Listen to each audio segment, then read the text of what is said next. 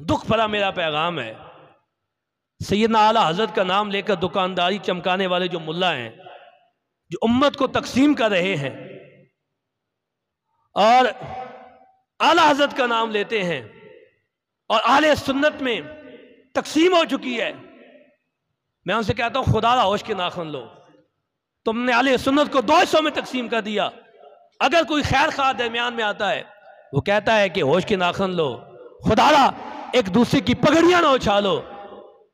مسئلہ ختم نبوت سب سے بڑا مسئلہ ہے اس وقت۔ مسئلہ ختم نبوت سب سے بڑا مسئلہ ہے، ناموس رسالت سب سے بڑا مسئلہ ہے، آل غزا کا مسئلہ سب سے بڑا مسئلہ ہے۔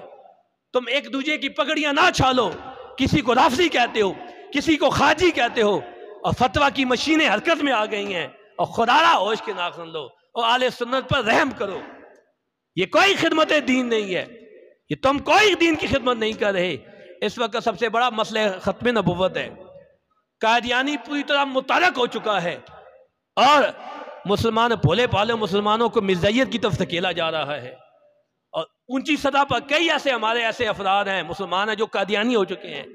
علماء کا کام بنتا ہے کہ ختم نبوت کے لیے کھڑے ہو جائیں، ختم نبوت کے لیے کھڑے ہو جائیں، ناموس رسالت کے لیے کھڑے ہو جائیں۔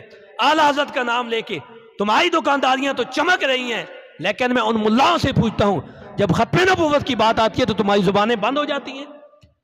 جب ناموس رسالت کی باتیں آتی ہیں، جب ناموس رسالت کی بات آتی ہے تو تمہاری زبانیں بند ہو جاتی ہیں، اور حضور کی عزت کے لیے ایک دفعہ بھی تم جیل میں نہیں گئے، اور ظالم و فاسق حکمران کے سامنے تمہاری بولتی بند ہو گئی۔ یہ فتویٰ مشینیں بند کر دو، ایک دوسرے کو کافر مت کہو۔